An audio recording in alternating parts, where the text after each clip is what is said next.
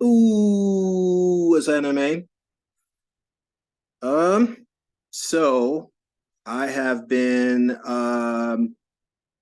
prepping for the past few days to do a presentation style um talk. I had to I'm like panning down so you can see my Matt and Shane shirt. Look at that. That's sick, right? Anyway. um so essentially I put a video up a few days ago um called Society Ignores Real Devils. Um, it was a video that I kind of um, very in the moment recorded to like talk about the feelings and kind of epiphanies that came to me while watching a movie called Ultrasound. It's on Hulu.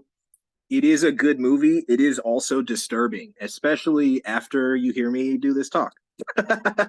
After you hear me do this talk, it will, it may freak you out a little bit. So heads up. Um, and essentially, after I put that video up, and even while I was recording it, um, it made me uncomfortable.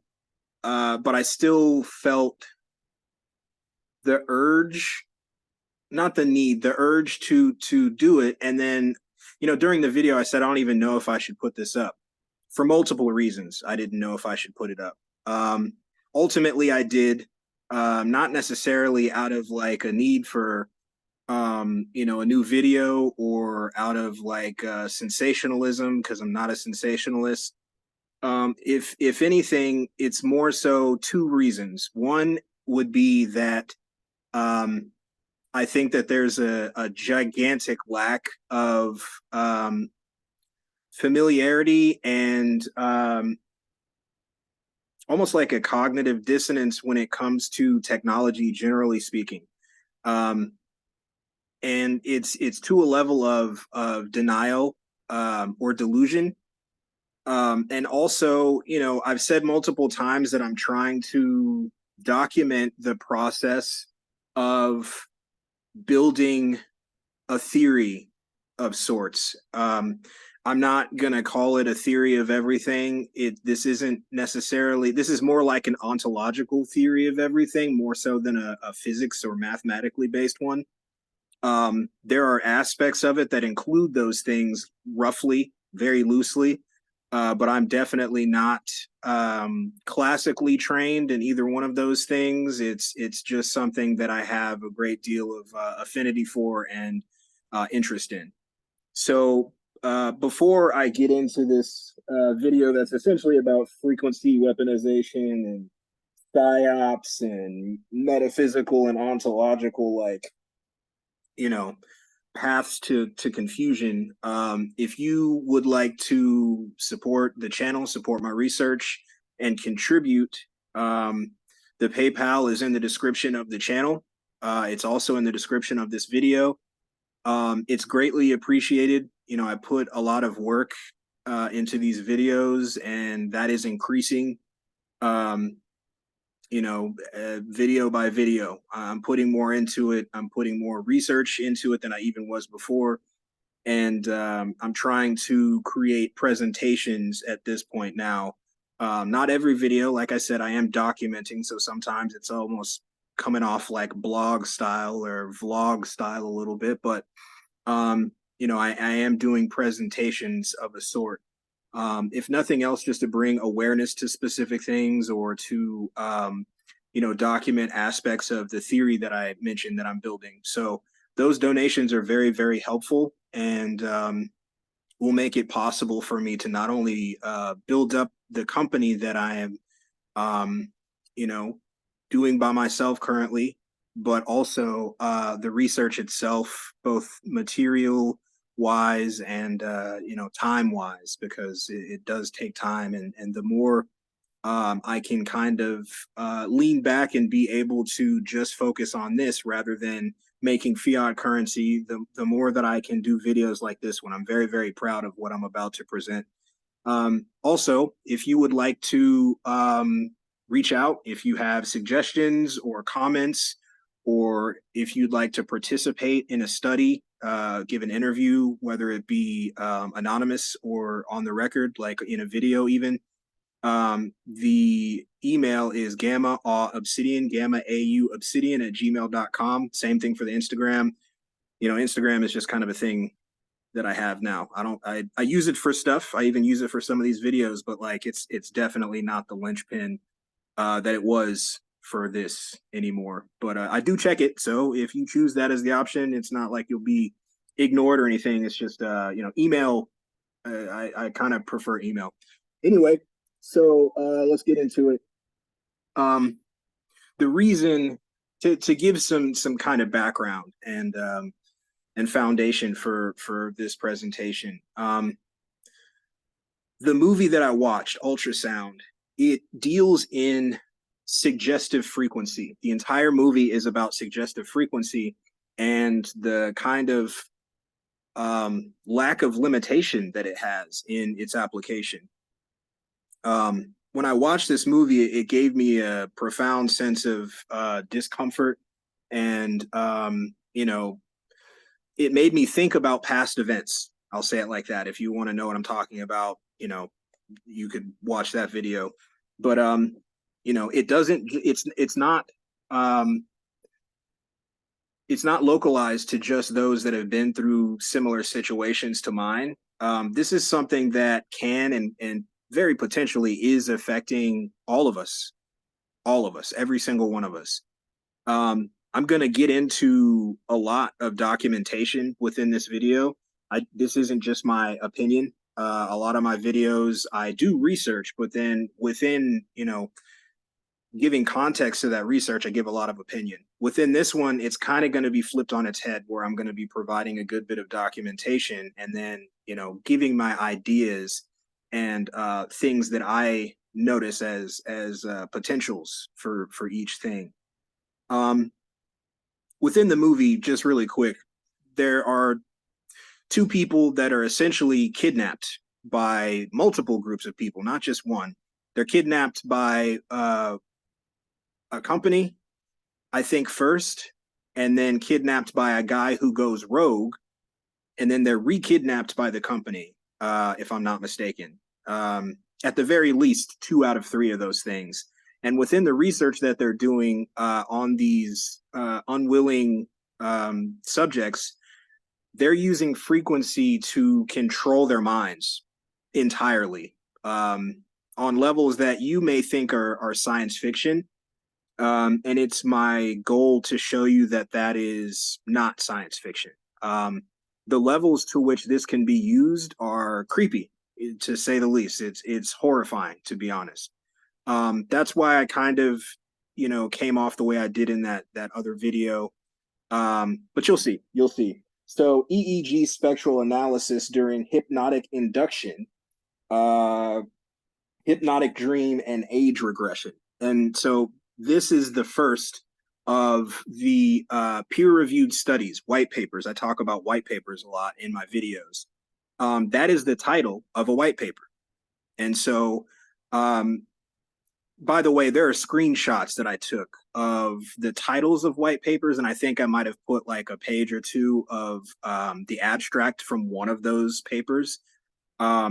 These are all coming from publicly published white papers that you can also find yourself on PubMed. PubMed is where I find most of the white papers that I reference in my work. There are a couple of others that do publishing as well, but this is essentially scientific publication for other scientists and researchers to be able to reference and see the progress of something specifically. So EEG spectral analysis, that's essentially like when they apply the electrodes to the scalp, to the skull, they can essentially measure and map the brain activity, the brain waves that you create within your mind.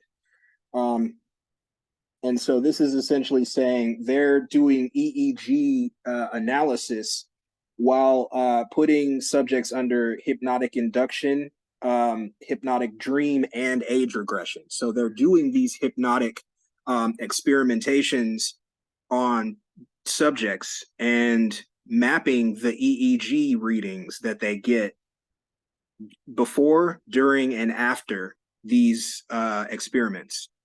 And within that, what they quote is waking, rest in eyes open and eyes closed condition, which means like they're awake, the subject is awake, but they did an experiment with, you know, in a resting state, but with their eyes open, in a resting state, but with their eyes closed. Early, mid, and late phases of hypnotic induction. So at the beginning stages of hypnosis, the middle stages of hypnosis, and the late stages of hypnosis. And same thing there, eyes open, eyes closed. But they also make the distinction that they experiment with hypnotic dream and age regression. And so the age regression thing, I'm not thinking that deep into this specifically, but what presents as something kind of disturbing to me more so than anything is the dream, you know, the dream experimentation, hypnotic dreams. Think about the implications of that. And, you know, what I think to myself is I've made many episodes talking about how some of my dreams feel different than others. Some of them feel like my dreams, whereas others don't even feel like my type of dream, if that makes sense. Like it doesn't feel like an organic dream, I guess is a better way to say it. Cerebral mechanisms of hypnotic induction and suggestion. So like induced hypnosis is a state, whereas suggestion is when you take it a step further and when you're in that state, someone suggests things to you, they implant things into your conscious and subconscious. So a person can put you in a hypnotic state and you're just kind of like in a relaxed, very at a varied level of suggestibility. And this is something that they've also done extensive experiments and research into in finding who are more suggestible, who are resistant to suggestibility all across the board, whether it be EEG, like common EEG levels in each, subject, genetics, personality type, all kinds of things. This started, from what I can tell, publicly anyway, somewhere within the 60s, 70s, and that's public. So, my rule, if it's publicly then it's very potentially well before that. So within that one, effects of hypnosis and suggestions to alter pain perception in hypnotizable subjects. So like essentially doing experimentation into putting you under hypnosis and suggesting different levels of pain perception, whether that pain is real or not, playing around with your brain to see if they can essentially emulate or create different pain levels. So that could mean not feeling any pain, even though you're being, burned or, some form of physical interaction, or the opposite, where you feel pain, but there is no stimuli. You see what I'm saying? It's essentially like creating an effect just through suggestion versus the actual thing. This was done in a rest state alone. So that's the baseline. The rest state is just relaxed. Hypnotic relaxation alone. So that's hypnosis. Again, that's hypnosis where they're not suggesting anything. You're just in a state of relaxed hypnosis. Hypnotic relaxation with suggestion for altered pain. And so that's where they start the suggestion in both directions, meaning reduced pain perception and elevated perceived pain perception. So essentially tricking the mind into thinking I'm in excruciating pain with no stimuli or outside, stimuli, and the inverse, meaning I feel no pain, though I am visibly, from the other people's perspective, having pain inflicted on my body. Um, and so, going on to the next one, EEG correlates of hypnotic susceptibility and hypnotic trance. And so that's essentially trying to map the readings of your EEG depending on essentially trying to map the EEG to show what brain waves you're at when you reach the level of hypnosis. So like that's not just looking into what brain waves you're exuding or creating. It's also creating like a key. So once you map that EEG, those brain waves, you can continuously go back to a specific brain wave like theta, beta, um, gamma, like all of these different brain waves. If one correlates to a level of hypnosis, you now have that. You now just have that to be able to utilize for all kinds of different, experiments and potentially, weapons. Um, and so this was done in a rest baseline, arm immobilization. So they played around with essentially suggesting to these subjects, you can't use your arm. And then they measured what the EEG levels were at so that they could map what they would need to use to induce that repetitively, redundantly. Mosquito hallucination, Jesus. So essentially, and this is something that if you comb through, you know, the internet, I'll just say the internet, you can find stories of beings that have psychosis where they are hallucinating very specific things, very, very specific things. And even now, you can see people on social media, you can see people on YouTube. They usually don't have a lot of views for obvious reason, but you can find beings that are saying that they're being plagued by something that others can't see. And rather than that being investigated or their word being taken as what they're actually experiencing, they're very quickly called crazy or given the medical determination of being schizophrenic or some form of psychosis, which is really disturbing. That's super disturbing to me that can be inflicted on someone, and then they can very quickly um, have their situation overlooked and called something mental, whereas it is mental, but it's being inflicted on them. It's something that's being weaponized and used on them, and then they're discarded because they're viewed as crazy or psychotic. Um, and then there's the classic hypnotic dream.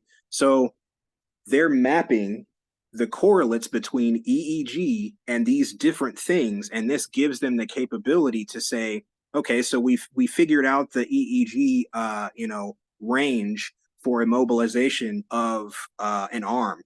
That probably loosely correlates to the EEG reading for immobilization of a leg or other attributes of the human form, the body.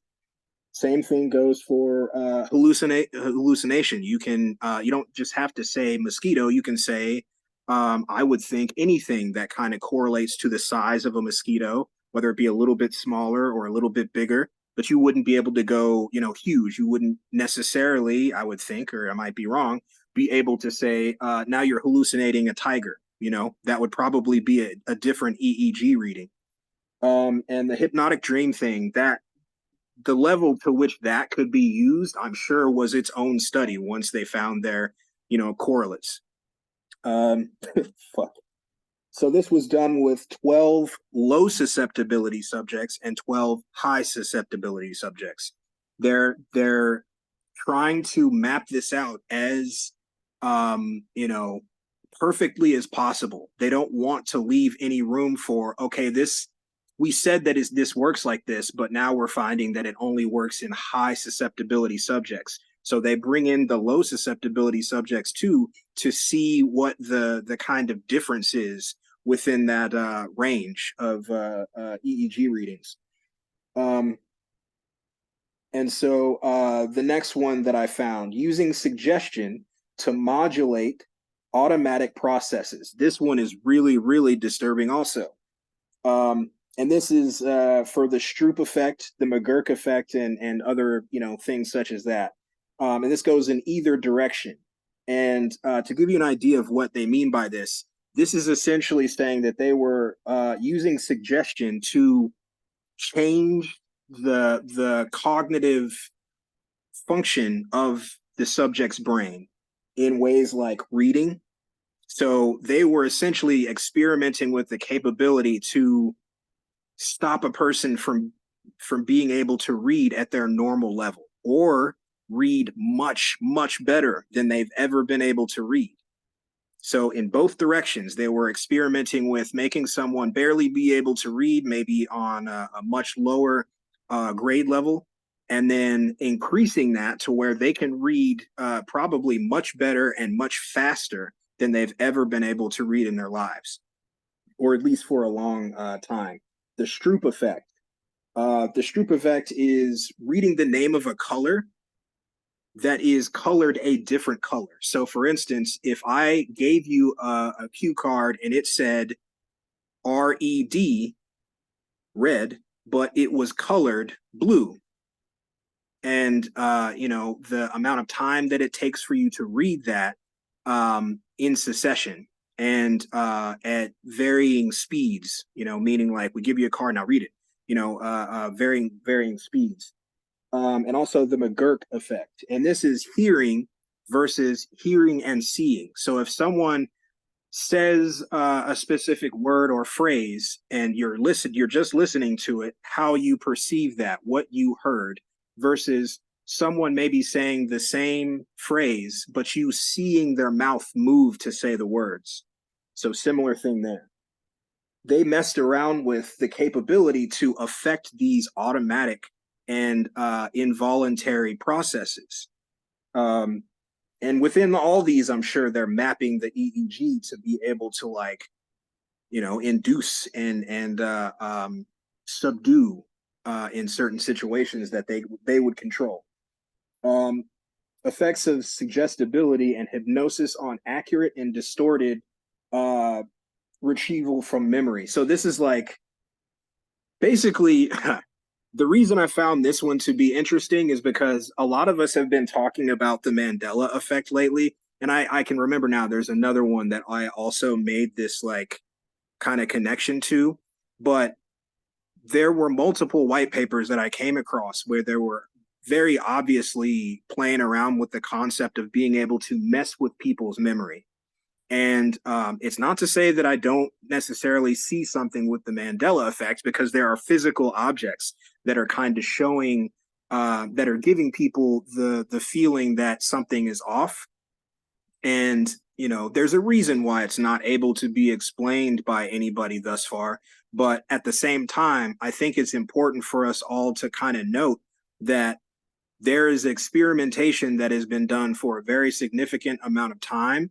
And some of that experimentation has to do with messing with memory, messing with your cognitive capability to recall things, to recall memory, and potentially suggestibility in changing your memory, changing your perception of how something happened, when it happened, why it happened, right?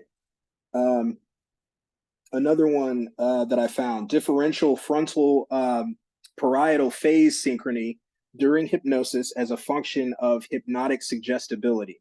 And so like this is research into spontaneous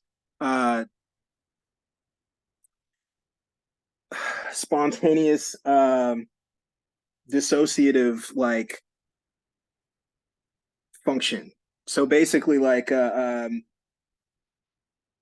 well, the way that they said it, I'll just say it the way they said it. Spontaneous dissociative alterations in awareness and perception in highly suggestible individuals. So like that can mean multiple things, but this is one of the things that I viewed as being represented in that movie, Ultrasound.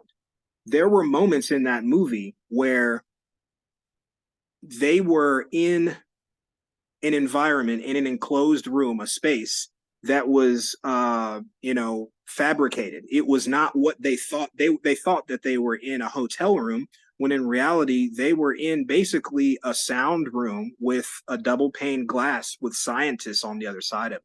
And they perceived themselves to be in a hotel room. And this is after they thought that they had driven, they thought that they had escaped this place, and they thought that they had driven to a different location, to a hotel, for, what seemed like they thought an hour or two at least.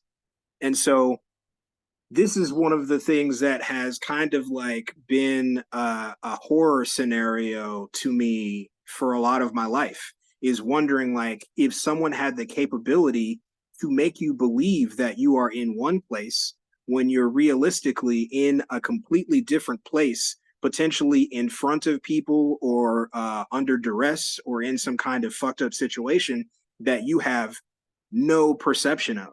You're not aware that you're in this different place, and you're in fact living your life, quote unquote, living your life, completely differently, in like a dream scenario, like a dream situation, hallucinating, basically. This is something that they have experimented with. There is a white paper detailing that this is something that they have researched and experimented with. So from this, one of the things that I extrapolated was that, so people talk about NPCs a lot lately for the past few years, and myself included. And side note, I'm always willing to like change my perception or add to my perception, or whatever. I'm not stuck on anything I've said, and I try my best to like not like hide or shy away from progression or from just being wrong. Not saying that I'm wrong when I talk about those beings myself personally, but just as a whole, one of the things that I noticed as a possibility that I wrote down was NPCs could include beings of all kinds that are under redundant hypnotic induction. So, like, we talk about sometimes within our circles that they seem to be like under some kind of spell. Some people have said. Some people have said that it seems like they just are not, they're incapable of talking about specific things. They are shying away from stuff almost as if it hurts them, or it brings pain to them. Now, does it potentially make sense that that's because those things are happening, because that is what those things are? Does that make more sense that they could potentially be under hypnotic induction from all kinds of things, light, laser, sound, scenes, visual scenes. All of these things can be, utilized in different combinations to achieve different things.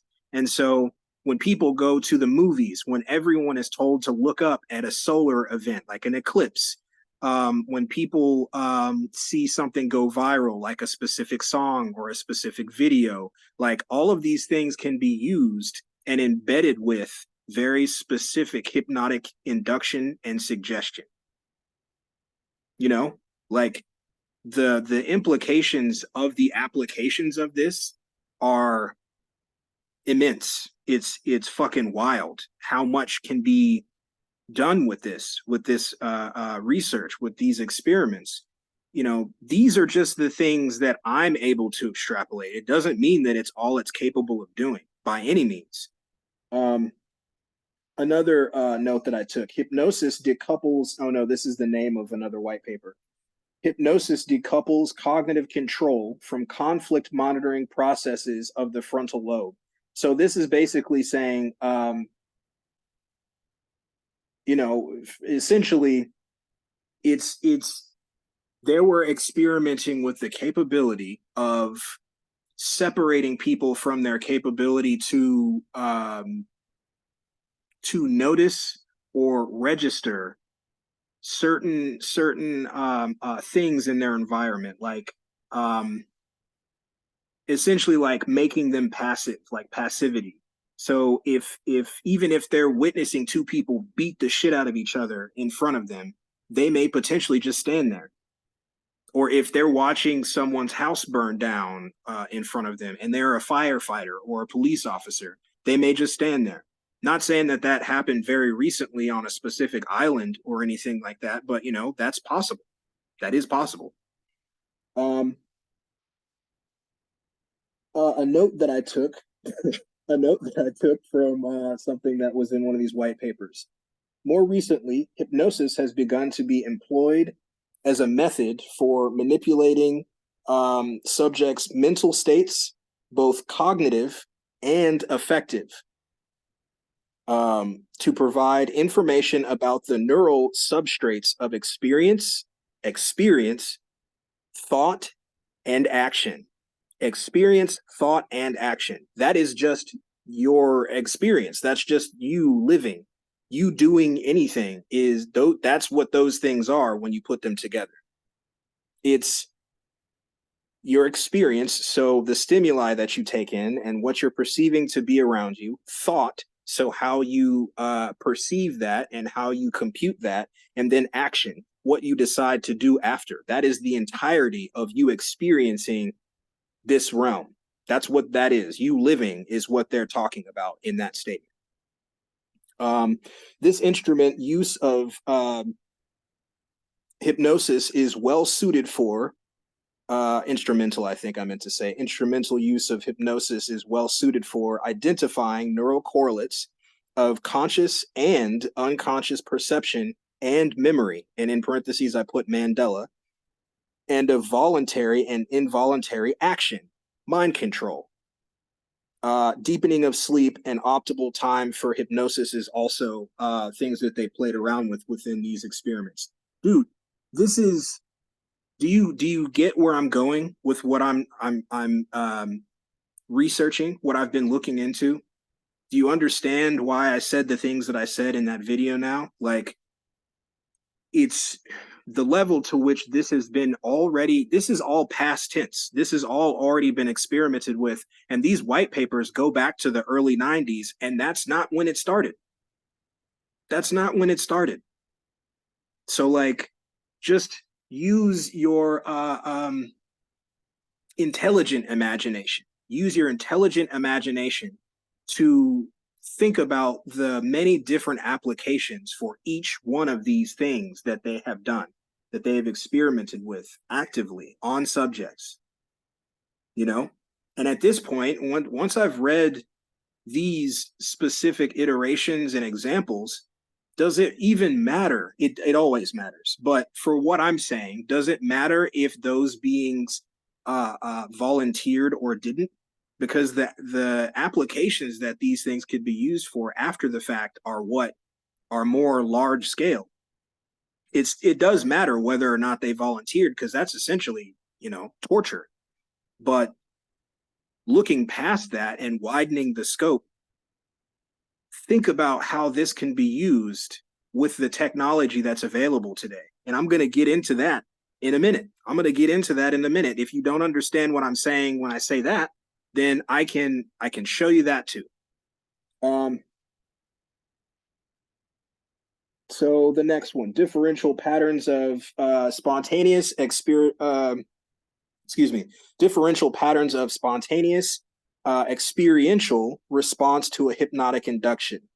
So this is essentially kind of adding on to what I said a second ago that they were doing in this movie. This isn't just saying like making you think things or potentially like a small little hallucination here or there. This has the potential to change what you are seeing, what you are experiencing in totality. And, you know, from what I can tell, it's not just what you see, but you can touch these things. You can smell these things. You can sense. This is like creating essentially, like many people have been talking about, simulation theory, including myself. What are the possibilities that we feel that way? We feel like this is a simulation because it fucking is, because it's being messed with at such a high level that you can sense within your soul that something is not right about your surroundings in totality. that something is messing with what you're experiencing in all, not just like, you know, when I go to work or when I interact with this person or, you know, when I look at the sky, but all of it. What if that's one of the reasons, at least one of the reasons, that we feel these you know, strange feelings when we take a look at our experiences overall?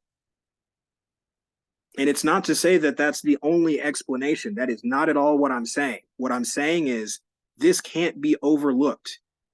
This can't be overlooked. And like I said, I'll get into, you know, why it can't be overlooked in a second, because I'm sure even now, some of the beings that have made it to this point are saying, well, oh, I'm not being affected by that. I'm too well off, or I live in an area that you know, I'm not really encountering too many people, or whatever excuse you may choose to, you know, grasp at to get away from this reality, from these realities that I'm trying to put forth so that everyone can stop running from them. Like, those things are not excuses. They're not going to help in the way that you think they are. Um, so within that last one, hypnotic induction produces different patterns of spontaneous experiences, suggestibility, mental state, cognition, dream state, hallucination, long and short hallucination. Um, and so within this, they have been doing experimentation to map out what mental states correlate to brainwave type and hypnotic suggestion. And that includes personality type, age, all of the things, all of the things. And you got to think that they're not having to do this, you know, in a format where someone sits and has to cross reference all these things. They have software to help them create profiles for different beings. They have, you know, they can target specific demographics. They can target specific races. They can target you know, they can target specifics. Even just on the level of a control group, you know, if they say, think about if you've ever seen, you know, them advertise for you to participate in a scientific study. Generally, they say we're looking for beings that are of this gender, of this age range, and they can keep going from this, you know, economic, you know, level. They can keep going and keep going and keep going. And from that point, they have a good idea, depending on how many times they've done that specific study, of the EEG correlates for that group. They can do that with all kinds of shit, you know, all kinds of combinations. Um, they also experimented with deprivation for hypnosis. And this is, you know, all of this has been torture shit, but this is even more so. So they experiment, and the thing that that I kind of came to with this is, many beings, I think, believe that someone has to be near you to deprive you of sleep, or of specific, you know, nutrients, when that's not necessarily true. You know, you can deprive someone of sleep with outside stimuli. You can create the perception of loud noises, vibration, sporadic, you know, outside stimuli, light, all kinds of stuff, all kinds of stuff. Um, Planes flying overhead that are very loud and vibrate, all kinds of things can be used to simulate things that lead to deprivation of sleep, or deprivation of, you know, nutrients. Every time you think to eat or to drink, something very big can come up and you know, um, hinder you, or push your time frame back. You know, it doesn't have to be days and days of deprivation. It's experimentation. So they're looking to see the thresholds of when that deprivation takes useful effect. Doesn't have to be for extreme amounts, just useful effect. Um, and then the last thing that I noted was post hypnotic amnesia suggestion. This is one of the most disturbing ones, is even after all of this, I think a logical thing for you to tell yourself is that, oh, well, if this were to happen to me, I would get fed up with it and I would do something about it. And they've done extensive research into post-hypnotic amnesia, meaning after whatever has been done, you're given the suggestion to not only forget about it, but you may potentially have a new memory suggested to you to replace that, traumatic memory. And within all of these like white papers, it's genius the way that they write it up. And as I said, it's not to say that the beings that are working on these things know what they're working on, but at the same time, I don't think you're stupid. You're a scientist. I don't think you're dumb. You definitely know how these things could be used in the adverse. They write them up to seem like they're so concerned with helping people and non-pharmacological options for pain relief and all of these other things. But then if you take an extra second to think about the things that they're saying within these white papers, then you can very quickly start to come up with many ideas for the adverse, for what they could also use it for in a malicious capacity. It's very easy, to come up with, okay, so they're saying that they're going to use this for pain relief without opioids or medications. That sounds wonderful. That sounds great for, the epidemic. But then the other possible correlates there, because they said it in the paper, not only did they experiment with taking away the pain, they experimented with inflicting it without needing to touch the person, without needing to do anything to the person. They experimented with inflicting it on them. You see? One thing I wanted to say, and I'm not going to go very deep into it, this is all without taking substances like scopolamine into account. Scopolamine is a drug from South America. I think it's called devil's breath, where it's very common. I don't want to go to South America anymore. It's very common for someone to take this, grind it up, blow it in the target's face, and from that point, they're essentially a suggestible zombie.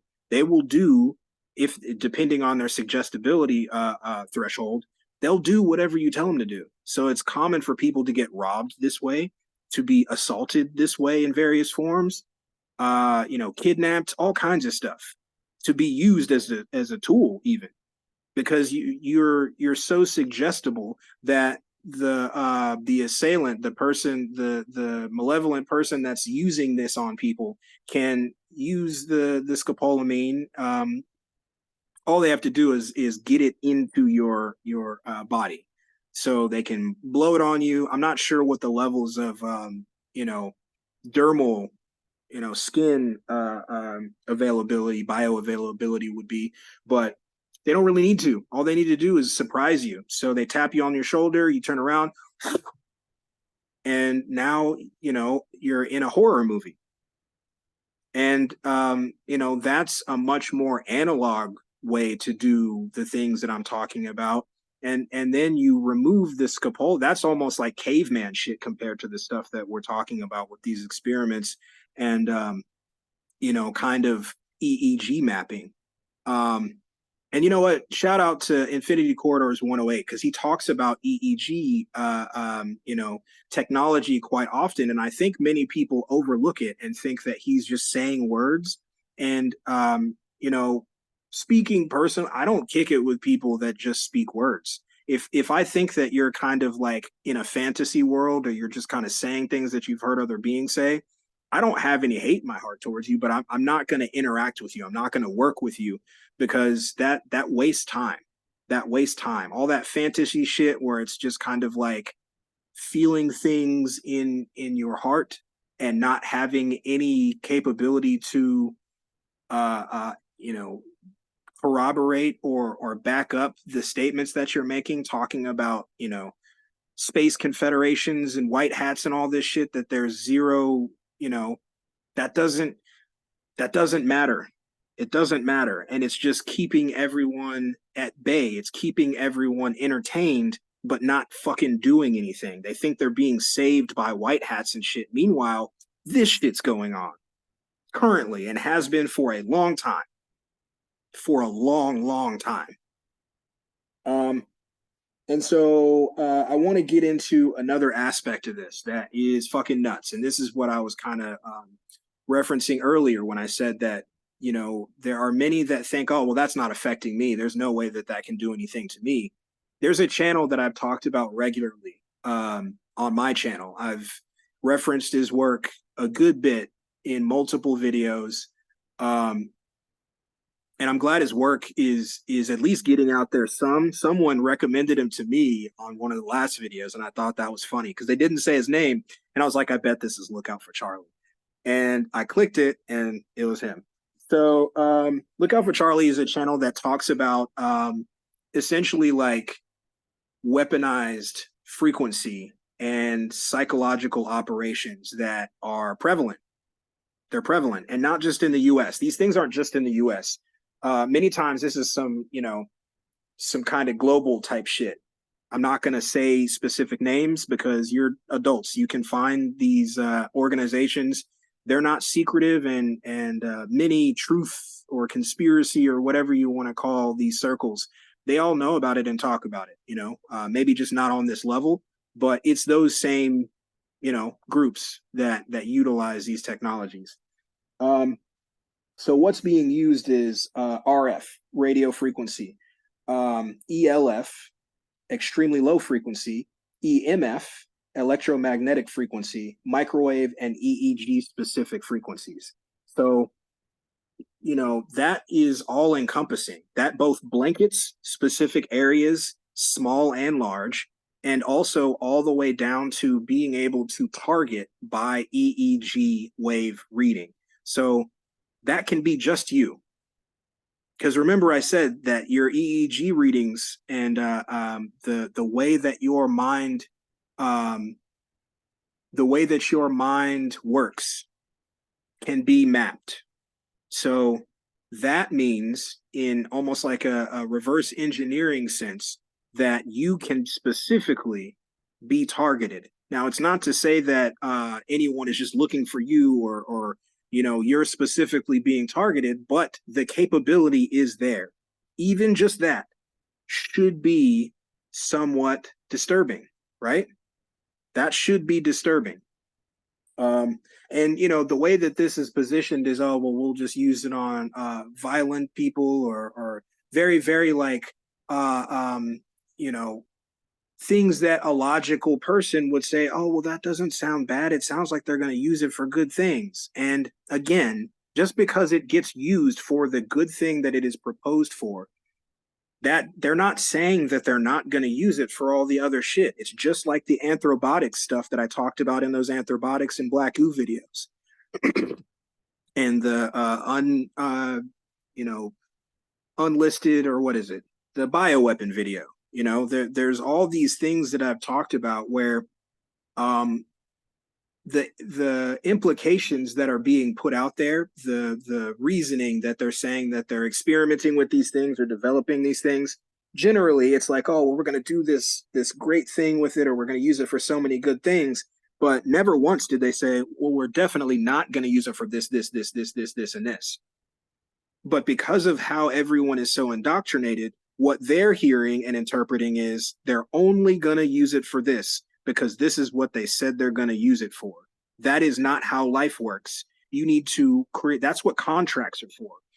Those same beings that talk like that and are very vague with their determinations and their explanations for their exploits, try to go into business with them and be vague. Try to be vague with them in a contract and see what their lawyer comes back with. They're going to be as on point with the verbiage and terminology as they can be, because they know the importance of being precise. They know the importance of being very, very, very specific with the terminology and wording that is used within a contract, you know? And I've said many times that, it kind of gets on my nerves when beings say like, oh, well, they have to tell us because of karmic, cosmological.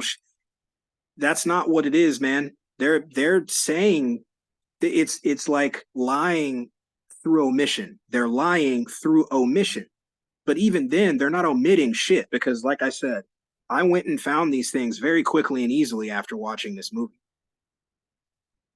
Very quickly and easily. And, there are screenshots that I've already put up in the community section. I may put up more, but, this is stuff you can find just by using the words, the terms that I'm saying within this presentation. Search the ones that interest you. It's not hidden. And then when you're on PubMed or any of these other publication websites for white papers and peer-reviewed studies, they have their own search tool. You can find all of this shit very easily. And you can find your own rabbit holes. I didn't even go that deep. This fucked with me. I didn't even go that deep because it started to fuck with me, you know?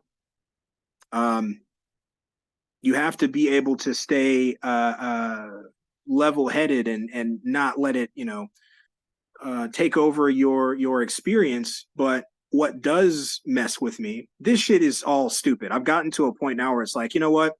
There are so many things that are being ignored that are being done, and they're being called conspiracy theories or fantasy that's not possible yet and all this dumb shit, but it's all there. So I've just, I am at this point, I have a lack of, it's not a lack of caring. It's more so just like realism. Like I said, I'm a pessimist. I'm a real pessimist, not a negative person. I am a pessimist, a realist. And these are things that are all encompassing within civilization currently. All encompassing. So it just doesn't bother me in that way. But what did get to me is the level to which this has all been experimented with and done. And, it's so public. That's what got to me, is how quickly and easily I was able to find the documentation for all of this experimentation. Is fucking weird, So anyway, as I said, using ELF, RF, EMF, microwave, and EEG specific non-lethals and lethals. So non-lethals, I'm sure, I'm still going to say this, even though it seems to be fairly obvious. Non-lethals don't kill you. These are things that cops and military use when they're just trying to subdue or they're trying to do crowd control. Lethals, obviously, that kills you. And these things include HARP and DEWs. I'm not going to say what DEWs are. Go look it up. DEW. Wi-Fi, phones, cell phones, smart devices. So not just cell phones, not just Wi-Fi boxes, but smart devices in general. And to take it a step further, wiring. It doesn't have to be internet capable stuff because of the HARP stuff. HARP and the way that electromagnetic frequency and radio frequency, all these things kind of parasitically hop onto electrical systems. So it can be targeted to a specific area and then just kind of latch on to any electrical shit that's in that area. It doesn't have to be like, oh, we have to pinpoint this and there's coordinates and all. Works that way too, but it doesn't have to, So that's why a lot of beings that go through, targeted individual type experiences or spiritual attacks, quote unquote, experiences where the stuff is physiological and mental, they call it spiritual so that it seems like there's no assailant, like there's no, malevolent entity that's actually doing it. You think it's something metaphysical, it's some demon or it's God or you're being punished or something like that. When in reality, there are technologies, dude. I keep saying this. I've been saying this my whole channel, I think, that there are technologies that are doing a lot of this shit, and you're being given weird examples of other reasons that it could be, so that you don't ever think to yourself, oh, This is physically being done to me. This isn't metaphysical. This isn't God punishing me. This isn't, a demon attached to me. This is being done to not only me, but to many, many, many beings, basically all of us on varying levels. That's the only indicator, is that susceptibility plays a part. The age of your house plays a part, how many wires you have in your house, how many devices you have in your house and in your car and in your city and in your neighborhood. Like, these are the things that create the differences, you know? So your own susceptibility plus your surroundings, what's around you. Where was I at? Smart devices, laser stimuli, and geoengineering, right? Talked about that. Lasers and geoengineering. So the stuff that is in the sky that then falls to the earth and sprinkles all over everything and just collects and collects and accumulates and accumulates. These things also can be used in conjunction with the things that I just said. TV commercials. And here lately, TV commercials have been getting added back to streaming services, right? And they're not giving you a choice other than to pay to not have them. And most are dealing with very, very strenuous economic situations right now. So are you going to pay the extra $2.99 to $4 just so you don't have to watch a couple commercials? That's the way they put it to you. Come on, bro. It's just some commercials, man. It don't matter. Just, you used to watch commercials. What's the problem? There are so many different avenues for implementing these things into commercials, as well as movies, TV series, music. Like, Look Out for Charlie did a video on Leave the World Behind, the movie on Netflix, and so did I. Mine was during the movie. I stopped the movie. I stopped the movie to make my video because I could tell that there was just a fucking fuckload of psyops happening within this movie. But then, a week or two later, lo and behold, it was also on a subconscious level. There were 3 audio tracks on that movie. There were 3 different audio tracks on that movie that we all watched. Right? And not to say every single person watched it, but many did watch it. And the things that people were saying about the movie, that it was, this is going to happen because the movie said it, or this is going to happen because the movie said it. Those things haven't happened yet, and that doesn't mean that they're not going to happen. Whatever, it could go either way. But that wasn't the point of that. The point of it was to get you to listen to it, to get you to hear it. And they even threw, if I'm not mistaken, little fake outs, like when a bomb goes off in a movie and they do that high pitched ring sound. Every time I'm muting it, but you know what? I don't know that that necessarily matters as much as even I think it does, because again, the entire movie had 3 different audio tracks. If you're not familiar with what that means, this video right here has 1 audio track because it's shooting the video, and it's got I have an internal mic on my phone, and it's picking up my voice as I speak to you, right?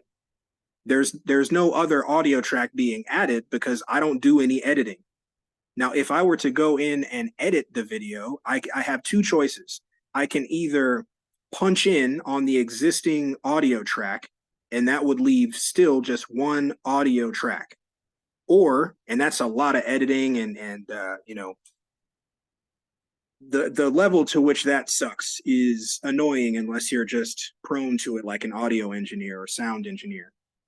Or second choice is to create multiple soundtracks where you can create a section and you can mute that section and redivert it to this new one where I've recorded a clearer version of what I said, or I correct a word that I said wrong, but I don't give a fuck about any of that, so I don't do it. Some people do. That is a production level thing. I don't know that I'll ever really care about that, because I think it kind of takes away from, the humanistic version, or not version, the humanistic level to which these videos have. We're just talking. We're having a conversation. I am documenting for my research, but this is you and I sitting down, like drinking coffee or some shit, Um, Another one is repetitive visual stimulation. So commercials or the beginning. You know the beginning screen when you turn on Hulu where it flashes you real quick. There's lots of those, right? Lots of those streaming sites do that. There's lots of apps that do that on phones. I don't look at any of that stuff. I ever since Hulu started doing that, I stopped looking at the screen while it does it because I just knew there's something weird about that happening. There's something weird about them doing that because, think about when you watch a specific music video or movie, it's gotten to the point now where they give you a warning for strobing light. It's a strobing light warning because people have seizures and shit over strobing lights and flashing lights.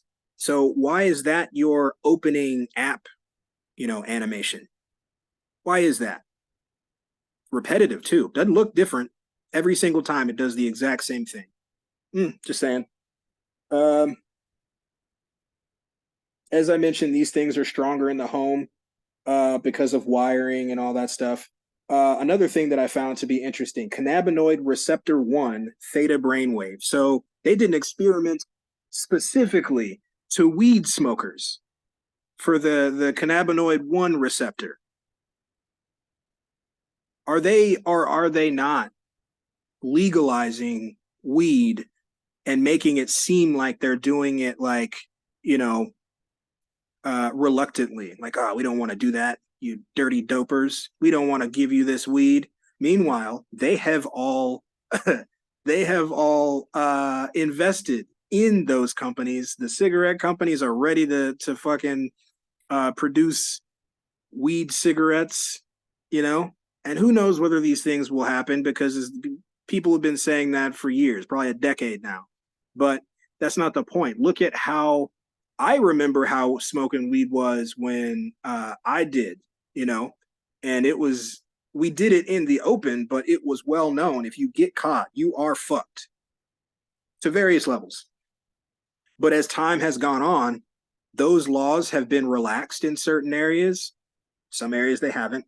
Um, but in a lot more areas than not, the laws attached to weed specifically have been laxed and companies have been created and even GMO versions of weed and diet weed have been released and you can now order them in all 50 states and have it sent to your house. And I'm sure that still is being used on the cannabinoid 1 receptor, you know. um, Various shows and technologies are suggesting alternative explanations for audio being blanketed. Oh, so I made a note of this because, like, think about all those ghost hunting shows where they put the little audio, they put the EMF reader, and then they put the audio device in the room, and they're like, "Dude, listen, listen," and it has some like weird broken up, audio of someone talking. That shit's there. That's really there. That's not fucking ghosts. Go look at some of Look Out for Charlie's content. Go look at his videos. He came up with a device called the SWAT rat, SWAT rat. And it's an acronym. It stands for a really, really long thing. But he can put that anywhere. He's, said that he's put it in the middle of a field. He's put it in abandoned houses. He's put it in houses that are inhabited. This is blanketing everything. These little suggestive words and phrases are being broadcast 24/7. And now that artificial intelligence, which is not thinking for itself, it's just very, very advanced algorithmic programming, it's able to learn and target. And it uses sound just like those, I don't want to say the specific name. There are things that everyone puts in their houses that are smart that you can talk to and you can ask it to do things and it'll turn your music on, it'll turn your lights on, it'll give you a definition of a word, it'll look up a fact for you, it'll do all kinds of stuff as well as listen to you 24/7. It'll also do that. And so using sound, it learns and trains itself excuse me, to be able to interpret what a sound is and do an action in return. And so one of the many things that it's able to do is hear a sound, and then now you're seeing that specific sound associated with words and phrases that are, low frequency. You can't hear it necessarily outright. Some will hear it, some won't. Or you don't hear it actively, you hear it subconsciously. Like the level to which this is blanketing everything is intense, especially when you think about, and this doesn't just this, it's, all of the things I mentioned, the HARP and the DEWs and all that stuff, that's all a network, a framework that is being used on a large scale. When we went in the house in 2020 and then came back out, what was everywhere? These giant things were everywhere very suddenly, and no one really even said anything about those other than, oh, your internet's going to be better on your phone soon, you know? So there's many applications of HARP, including trying to affect the firmament. Oh, so something that I was not aware of is one of the applications that they tried to use HARP for, and I'm sure that they've made some kind of progress, was pushing up on the ionosphere. Pushing up on the firmament, pushing up on the ionosphere. Dude, what the fuck what are you gonna do with that? Right? What applications does that have? Because I'm sure that there's the one that they gave was being able to tamper with missiles. So being able to deactivate missiles and so on and so forth. But that, that's not the only reason, right? There's a guy that was interviewed in a HARP documentary from a long time ago who said that he does geology surveys with 30 watts. 30 watts. He can look into many, many different aspects of geological structuring and stuff like that with just 30 watts. And then he says HARP is utilizing a network that has a billion with a B watts. A billion watts. That is a network. Why do you think now that there is, a network of large structures? I almost said the thing. Large structures that are said to you that they're being used for your telecommunications and internet network. But that's obviously not all that it's used for, right?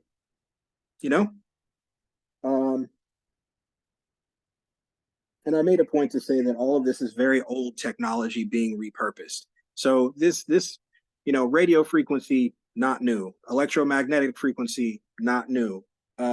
Microwave frequency, not new. EEG stuff, newer, but still not new. EMF tech can cause disease, hysteria, and passivity. So passiveness. And again, it's not like there was a situation that was horrifying where many, accounts seem to have been given where those that were supposed to be, their job was to help and do things, were just kind of standing there. They were just kind of standing there and watching and maybe not doing anything. That would be terrible if that were to happen, right? And so the dude mentioned the geological survey stuff. Tunnels were found, and now all of a sudden bunkers are being built and the rich are abandoning the surface. Is that just kind of like coincidence? Because I don't really believe in coincidence. And again, I made a point to say this twice in my notes. This is all just public information. It's available to you, easily. And yet, this is my main point, I guess, in saying it again.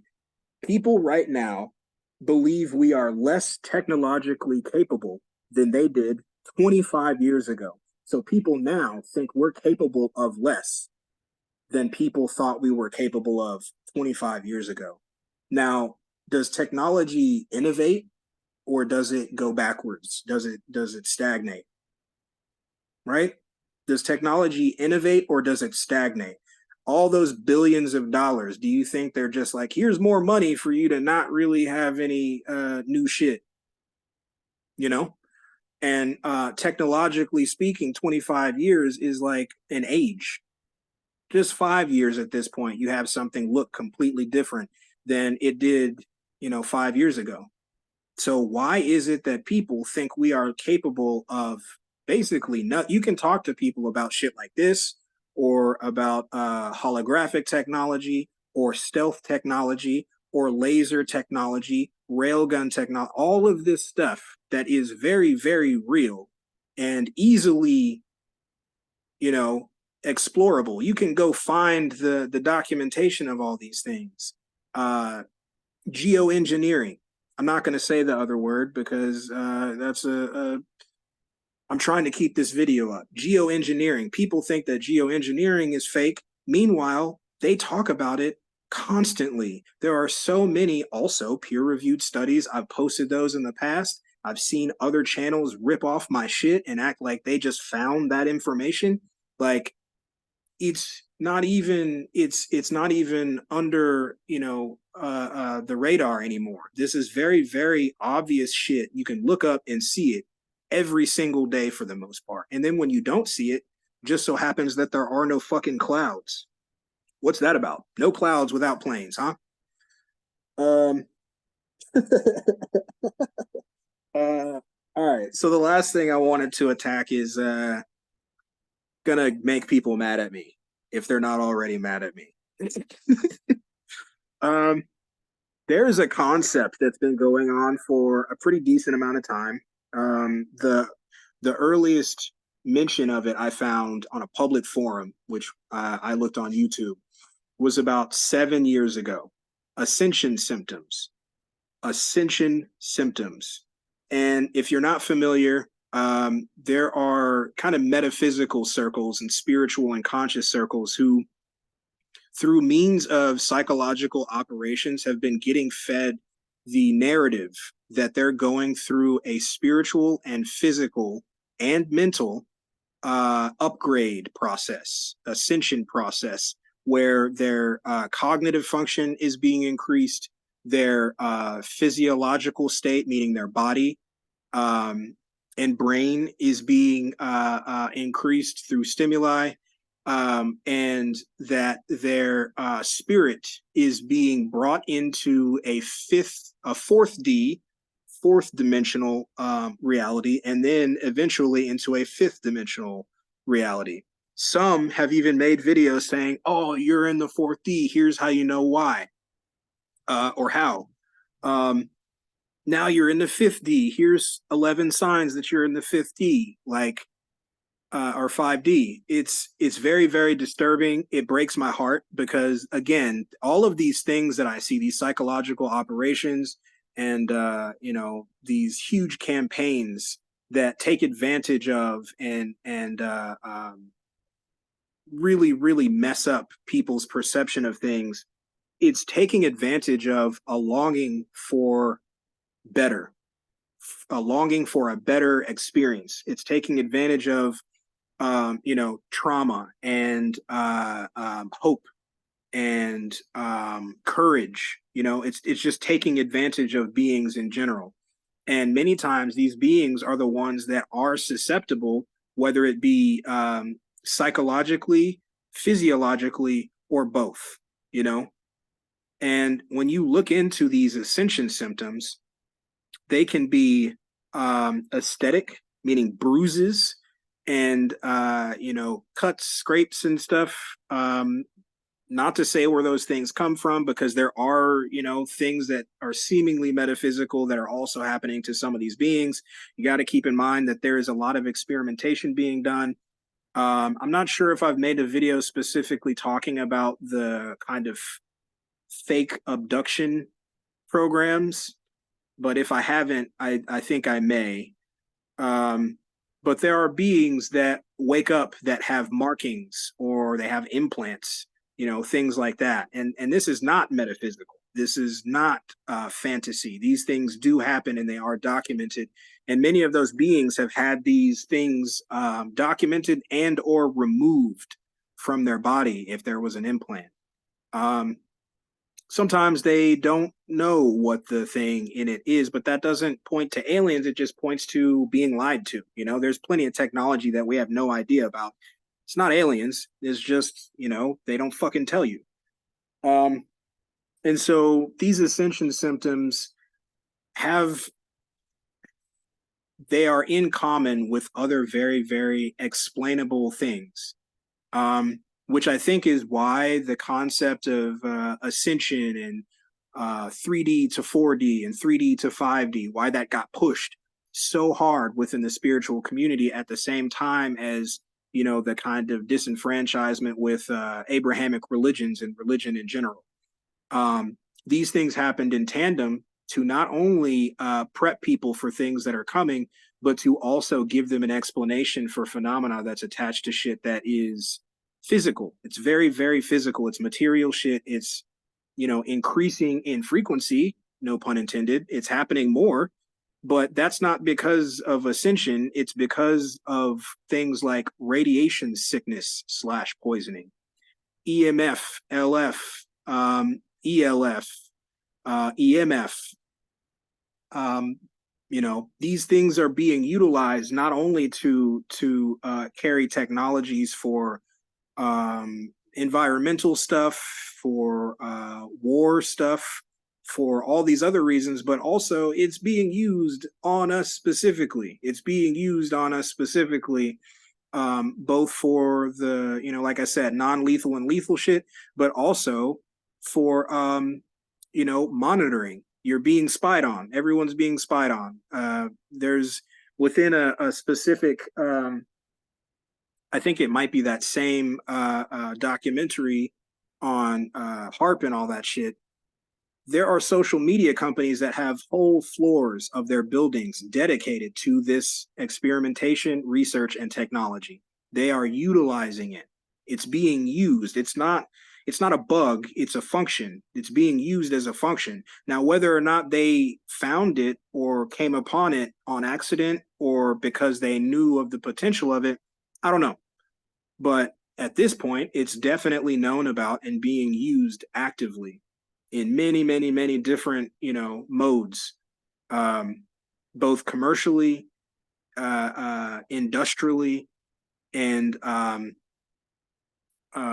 domestically and abroad. You know, both for those reasons and for, you know, war type shit.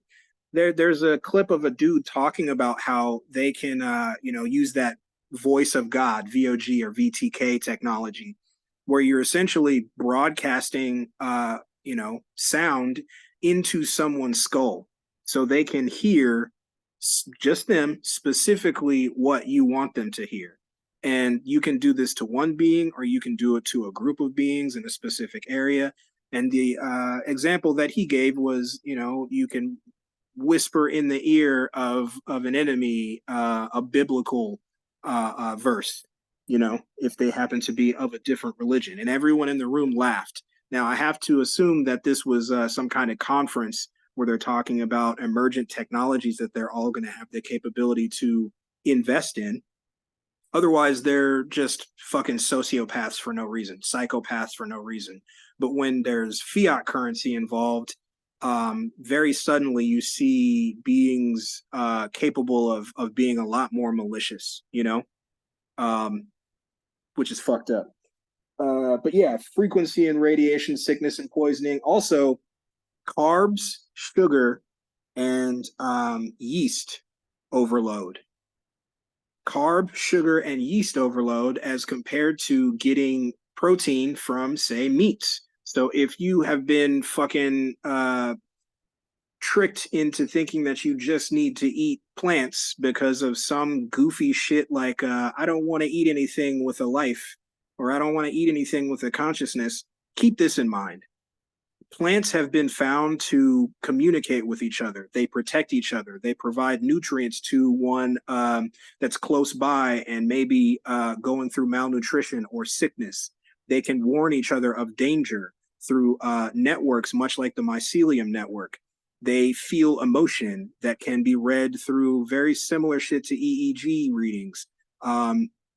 They can read. They have memory. Like, go look this shit up. Same thing for water. Water can display emotion. It can show signs of memory. It can reflect external stimuli. Like everything is alive. Everything is alive. So if you're not eating meat because you think that you're better because you're eating just plants, you're a dick. You're a dick. You're more of a dick than those that are like, you know what? All of these things have life. I just need to respect and not take more than I need. I need to make sure that I give these beings thanks for providing me sustenance and, just do my best to give back in ways that I can. Meanwhile, you're over here judging everybody and talking shit to people when they eat meat in front of you while you just scarf down on fucking plants that also have lives. They have offspring. They have consciousness, just like animals do, just like we do, just like water does. Same, same. And that's the shit that you claim to believe in. Meanwhile, you subconsciously, without even thinking about it, ascribe different levels of importance to different living beings when that's not the point of this. The point of this is to understand that all living beings are living and have consciousness, and you just need to be thankful to them until you return to the capability of not needing sustenance from outside sources, right? I don't know, man. I think that's all I got. This shit's disturbing to me, and I know that many don't have long. They don't have the capability to watch longer form videos, but I think that this one is important. I very much appreciate it. If anyone who feels the urge to will share this. I don't say that, I don't say like and subscribe and all that old bullshit, but this seems to be an important video and it's not my first. I think that many of the things that I work on are important for us. It's not to say that I'm the only one. It's not to say that I'm the best at it. It's not to say that I'm more important than anyone else. None of that shit. But I have no doubt that this and other videos that I've done or supported that other creators have done are important. So I very, very much appreciate it if you would share this as much as possible. And once again, if you feel inclined and are able to, it's very much appreciated if you contribute to the channel. The PayPal is in the description of the channel. It's also in the description of this video. Any donations are very, very appreciative and go back into my research. They go back into materials and the capability to do the research. So yeah, I appreciate you. I love you. And hopefully this shows how much I love you because this is dangerous to talk about. Not trying to be corny or pull on heartstrings, but it is dangerous. And I have dealt with some of this stuff before. And I didn't go into that stuff in this video because I wanted to separate that out. I want to be able to show this without there being some kind of capability to point to, delusions or some stupid shit. Once again, there are screenshots of these white papers, of these peer-reviewed studies. You can also go to PubMed, PubMed, or you can just look up any of the terms that I used in this video. The auto-generated subtitles seem to work pretty well. So if I said something that you didn't quite get or understand, try out the subtitles. Those tend to help. Or just comment and I'll tell you what I meant. So anyway, yeah, I love you and I appreciate you for making this. Bye.